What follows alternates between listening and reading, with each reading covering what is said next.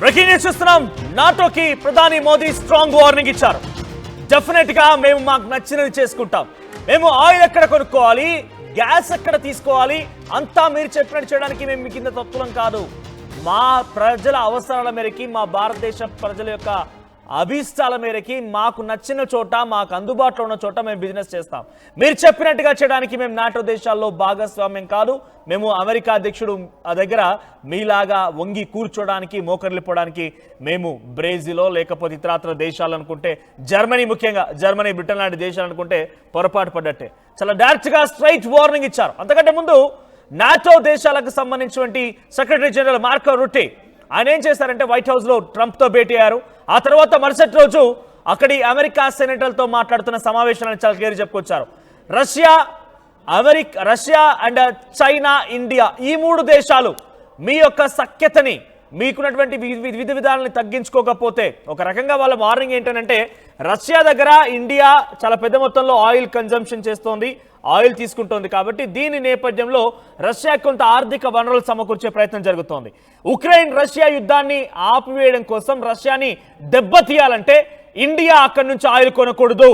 China కూడా రష్యాతో సత్సంబంధాలు తగ్గించాలి. ఇంకా ఏ దేశాలైతే చైనా నుంచి ట్రేడ్ చేస్తున్నాయో, చైనాకి ఆర్థికంగా వనరులు సమకూరుస్తున్నాయో, మీరు మీ పద్ధతిని మార్చుకోకపోతే మీ పైన మేము 100% సుంకాలను విధించాల్సి ఉంటుందనేది నాటో సెక్రటరీ జనరల్ మార్క్ రుట్టే చెప్పుకొచ్చారు. సో ఎంత దుర్మార్గంగా మాట్లాడుతున్నారంటే వీళ్ళు. మీరు ఆల్రెడీ అమెరికా అధ్యక్షుడు డొనాల్డ్ ట్రంప్ దగ్గర మోకరిల్లిపోయారు. ఆయన మోకాళ్ళ కింద, ఆయన కాళ్ళ కింద చెప్పులా మీరు వ్యవహరిస్తున్నారు. కానీ భారతదేశానికి అంత పరిస్థితి రాలేదు. మీరు ఆయన ఏం చెప్పాలంటే ఆయన నోటి నుంచి రావాల్సిన మాటని ఆయన మనస్సులో ఉండగానే మీరే చెప్పే ప్రయత్నం చేస్తున్నారు. నాటో దేశాలు, ఆఫ్టర్ ఆల్ నాటో, ఎస్ నేను ఇప్పుడు చాలా క్లియర్గా చెప్తున్నాను.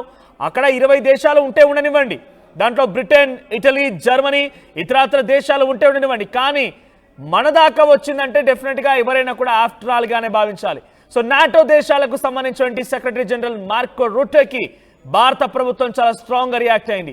మేము ఏం కొనాలో నువ్వేలా చెప్తావు? మేము ఎక్కడి నుంచి కొనుగోలు చేయాలి, ఏ దేశాలతో ట్రేడ్ నడిపించుకోవాలి, ఎలా ఉండాలి నువ్వేలా చెప్తావు? నీకేమైనా విభేదాలు ఉంటే ఆ దేశంతో తెలుసుకో. నిజంగా నీకు రష్యాతో ఇబ్బందులు ఉంటే రష్యాతో తెగదింపులు చేసుకో, రష్యాతో మాట్లాడు, రష్యాతో ఫైట్ చేయి. కానీ భారత్ ఏం చేయాలనేది నువ్వు చెప్పాల్సిన అవసరం లేదని చెప్పి చాలా స్ట్రాంగ్గా రియాక్ట్ అయ్యారు. అంతకంటే ముందు నాటో దేశాలకు సంబంధించి సెక్రటరీ జనరల్ మార్క్ రుట్టే ఏం మాట్లాడారో చూద్దాం.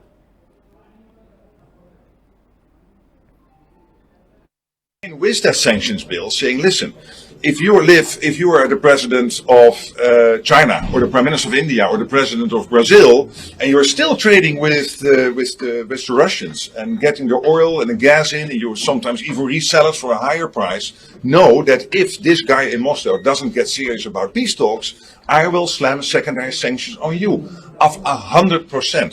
So I'm sure they don't know yet what hit them. This will take some time to sink in, and I think you guys making this clear in the media, the senators maybe also discussing this with their counterparts in Brazil, India, China, would be very helpful. With that sanctions bill, saying, listen, if you are the president of China, or the prime minister of India, or the president of Brazil, and you are still trading with the Russians and getting the oil and the gas in, and you sometimes even resell it for a higher price, know that if this guy in Moscow doesn't get serious about peace talks, I will slam secondary sanctions on you of 100%. So I'm sure they don't know yet what hit them.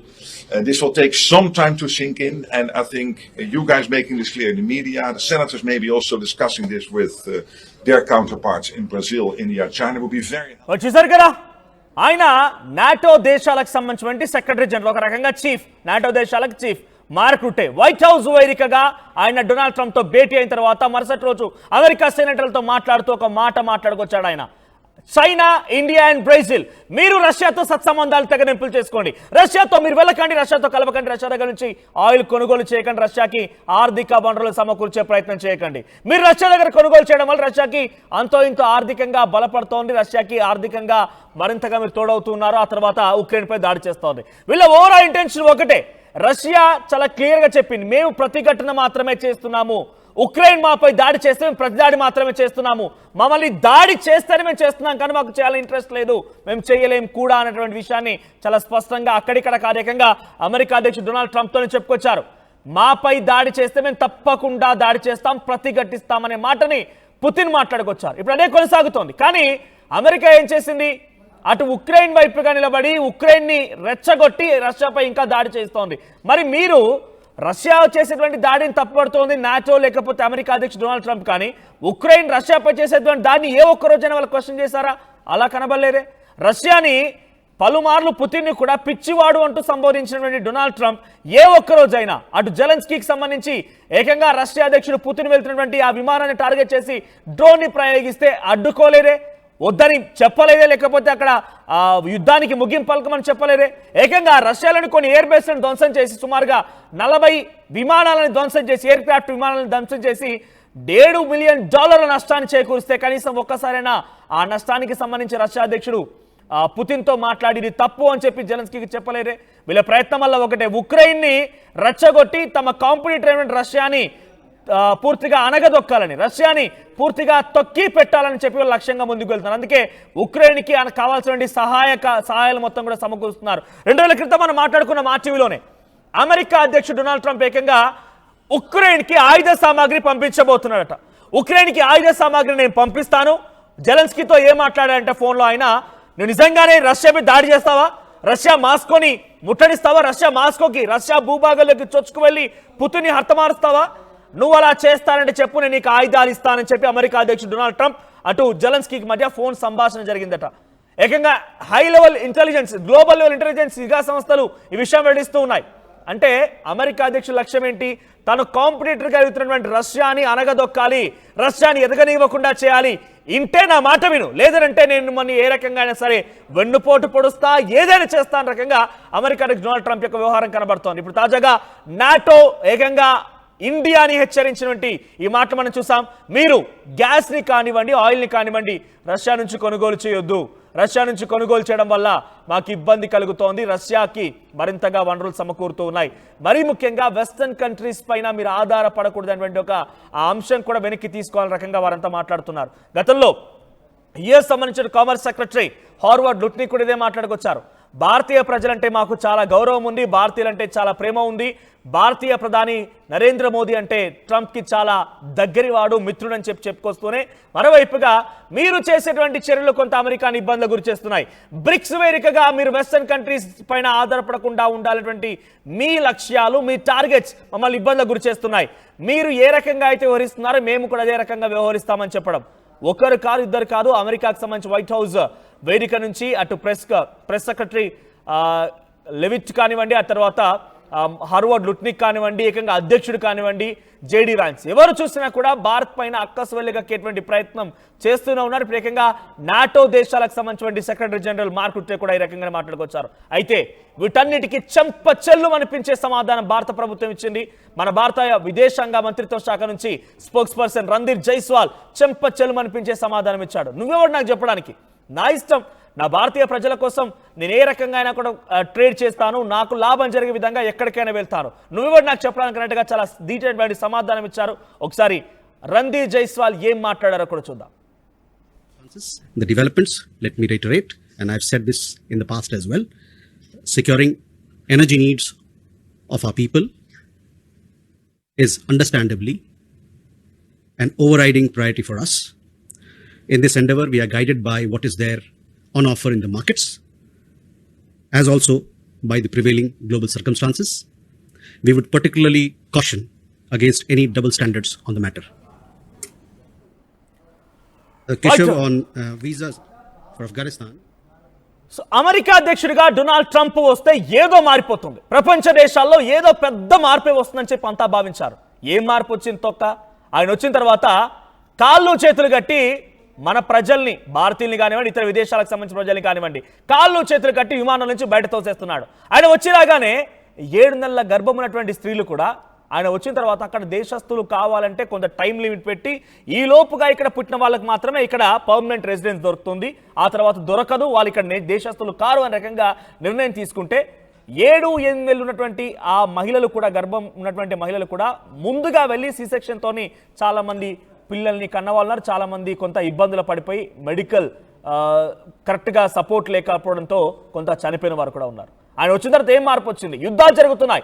Iran Israel యుద్ధం జరిగింది, చాలా తీవ్రంగా జరిగింది. ఏకంగా nuclear స్థావరాలని పేల్చేసేటువంటి పరిస్థితి కూడా America direct గా తీసుకుంది. ఇండియా పాకిస్తాన్ యుద్ధం జరిగింది, దీంట్లో పాకిస్తాన్ వైపుగా డొనాల్డ్ ట్రంప్ నిలబడ్డాడు అని చెప్పడానికి ఎటువంటి అతిశయోక్తి కూడా అక్కర్లేదు. మొన్న ఈ మధ్య ఆసిమ్ మునీర్ తీసుకెళ్లి పక్కన కూర్చోబెట్టి గోరుముద్దలు తినిపించాడు డొనాల్డ్ ట్రంప్. ఆసిమ్ మునీర్కి ప్రత్యేకంగా లంచ్ డిన్నర్ ఇప్పించి ఆయనతో మాట్లాడి మీకు ఏ డిఫెన్స్ ఇస్తానని చెప్పి ఆ తర్వాత పాకిస్తాన్కి సంబంధించినటువంటి ప్రజాప్రతినిధుల నుంచే నిజంగా డొనాల్డ్ ట్రంప్ చాలా గొప్పవాడు, డొనాల్డ్ ట్రంప్కి మనం ప్రపంచ శాంతి బహుమతి ఇవ్వాల్సిందే, నోబెల్ ప్రైజ్ రావాల్సిందే ఆయనకి అనే రకంగా మాట్లాడించుకున్నాడు. సో డొనాల్డ్ ట్రంప్ తర్వాత ఏమో మార్పు వస్తుంది అనుకుంటే మార్పు పక్కన పెడితే ప్రపంచం మొత్తం కూడా అశాంతి దిశగా పయనిస్తోంది. ఇప్పటికే యుద్ధాలు జరుగుతున్నాయి. రష్యా యుక్రెయిన్ యుద్ధం అయితే 2 ఏళ్లుగా జరుగుతోంది. ఆయన ఏం చెప్పాడు? డొనాల్డ్ ట్రంప్ ఎన్నికలకు వెళ్ళిన తర్వాత క్షణాల్లో ఆపేస్తా యుద్ధాలని, కళ్ళు మూసి తెరిచేలోగా యుద్ధాల్ని పూర్తిగా నిలిపివేస్తా అనే రకంగా చెప్పుకొచ్చే ప్రయత్నం చేశాడు. కానీ చిటిక వేస్తే ఆపడం పక్కన పెడితే ఆయనే వచ్చి యుద్ధాలు చేసే పరిస్థితి కూడా దారితీసింది.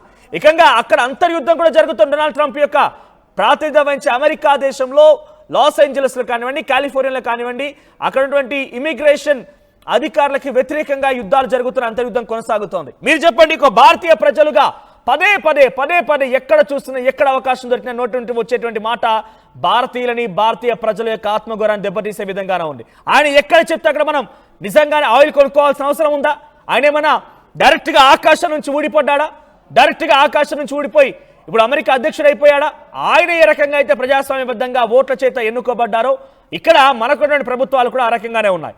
సో మనకున్న వారు మనకు లాభసాటిగా జరిగేటువంటి వ్యవహారాలపైన ఆలోచిస్తే లేదు కదా, అలా జరగకూడదు, నేను చెప్పినట్టుగానే చేయాలి, నేను చెప్పడం వల్ల యుద్ధం ఆగిపోయింది, నేను చెప్పడం వల్ల అన్ని జరుగుతున్నాయి, నేనే చెప్తే అదే చేయాలంటగా డొనాల్డ్ ట్రంప్ యొక్క వ్యవహార శైలిన మాటల తీరు అవకాశం దొరికితే చాలు ఇండియాని ఇబ్బందులకు గురి చేసే విధంగా, ఆత్మగౌరవాన్ని దెబ్బతీసే విధంగా డొనాల్డ్ ట్రంప్ యొక్క మాటలు కనబడుతూ ఉన్నాయి. సో ఒక భారతీయ ప్రజలుగా మీరు కామెంట్ చేయండి, మీ కామెంట్స్ చదువుతా నేను. ఎంత దుర్మార్గంగా డొనాల్డ్ ట్రంప్ వ్యవహరిస్తున్నారంటే గతంలో మోదీని పక్కనే కూర్చోబెట్టుకొని, మోదీ తన పక్కనే కూర్చొని ఉంటాడు. డొనాల్డ్ ట్రంప్ ఏమంటున్నాడంటే మోదీ పక్కనుంటే నా ఫ్రెండ్గా నేను మంచిగా చూసుకుంటా, కానీ ఇండియన్ ట్యాక్స్ సిస్టాన్ని నేను డెఫినెట్గా అపోజ్ చేస్తా, వాళ్ళు ఎలా వ్యవహరిస్తారు నేను అలా వ్యవహరిస్తానని చెప్పేటువంటి వార్నింగ్ ని చాలా స్ట్రైట్ ఫార్వర్డ్ గా ఆయన చెప్పే ప్రయత్నం చేశారు. At the same time Apple company పెట్టుబడులు పెడతానంటే వద్దు, నువ్వు ఇండియాలో పెట్టుబడులు పెట్టకు అని చెప్పి యాపిల్ కంపెనీ వార్నింగ్ ఇచ్చాడు. 2-3 సార్లు వార్నింగ్ ఇచ్చాడు. అయినా కూడా యాపిల్ వినకపోవడంతో ఇక్కడ పెట్టుబడులు పెట్టడంతో 25% సుంకాలను విధించాడు. సామ్సంగ్ ఇదే వర్తించింది. అంటే మన దగ్గర పెట్టుబడులు పెట్టినా ఓర్చుకోలేకపోతున్నాడు, మనం ఇండిజినియస్ గా వెపన్స్ తయారు చేసినా ఓర్చుకోలేకపోతున్నాడు, మన భారత ప్రజలు, మన భారతదేశం శాంతితో ముందుకు వెళ్ళి మనం అభివృద్ధి వైపుగా పయనం చేస్తాయని ఏమాత్రం పోల్చుకోలేకపోతున్నాడు. ఒక విషయం గమనించండి, దేశంలో ఎటువంటి పొలిటికల్ ఐడియాలజీ ప్రకారంగా కాన్ఫ్లిక్ట్స్ ఉండొచ్చు, రాజకీయ పరంగా విభేదాలు ఉండొచ్చు, బట్ వన్స్ మన దేశం పైన పరాయి దేశస్తుడైనా కనుక దాడి చేసే ప్రయత్నం చేస్తే అది మాటల రూపేనా ఫిజికల్ కానివ్వండి, డెఫినెట్ గా మనం మన స్ట్రెంత్ ని కంటిన్యూ చేయాల్సిందే. ఇప్పుడు అదే జరుగుతోంది. అమెరికా అధ్యక్షుడు రోజు రోజుకి తన మాటల రూపేనా భారతదేశం పైన దాడి చేసే ప్రయత్నమే చేస్తున్నాడు. ఏకంగా నాటో దేశాలను కూడా ఆయనతో కలుపుకున్నాడు. నాటో దేశాలకు సంబంధించిన సెక్రటరీ జనరల్ మార్క్ రుట్టే కూడా ఇప్పుడే మాట్లాడుతున్నారు. దానికి ధీటైన సమాధానం మన వాళ్ళు తిప్పుకొట్టే ప్రయత్నం చేస్తున్నారు. కానీ మనం కూడా డెఫినెట్ గా దాన్ని పాటించాల్సిందే, మనం కూడా వారిని అపోజ్ చేయాల్సిందే. మార్క్ రుట్టేకి చాలా ధీటుగా సమాధానం చెప్పారు minister of external affairs spokes person Randeep Jaiswal. మేము ఎక్కడ కొనాలో నువ్వు చెప్పాల్సిన పని లేదు, మాకు ఇష్టం ఉన్న చోట మేము కొనుక్కుంటాం, మాకు వెసులుబాటు ధరని మేము వెచ్చిస్తాం, నువ్వు చెప్పాల్సిన అవసరం లేదు, నీ నాటో దేశాలు ఏం చేస్తున్నాయో నువ్వు ముందుగా చూసుకో అనే రకంగా రణ్దీప్ జైస్వాల్ సమాధానం చెప్పారు. ఇక్కడ కొన్ని కామెంట్స్ వస్తున్నాయి. జేపీ అనే వ్యక్తి కామెంట్ చేశారు, no warnings needed, actions but not surrendering. Yes, ఇక్కడ డైరెక్ట్ గా warning, no warnings need actions but not surrendering. ఇక్కడ ఏంటంటే వాళ్ళకి వార్నింగ్ ఇవ్వాల్సిన అవసరం లేదు, యాక్షన్ కావాలంటున్నారు. యాక్షన్ ఎలా ఉండాలి మరి మీరు కామెంట్ చేయండి. నిజంగా నాకు అవగాహన మేరకి, నాకు ఆలోచన మేరకు నేనేం చెప్తున్నానంటే డెఫినెట్ గా India should be self reliant. America self reliant గా ఉంది కాబట్టి అమెరికా ఈరోజు అగ్రరాజ్యం అనే మాటను మనం మాట్లాడుకుంటున్నాం.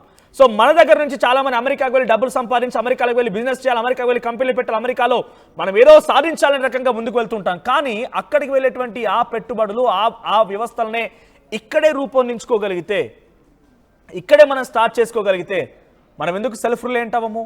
మనం ఎందుకు మనకు మనంగా ఒక సెల్ఫ్ రిలయంట్ దేశంగా ఉండలేకపోతున్నాం?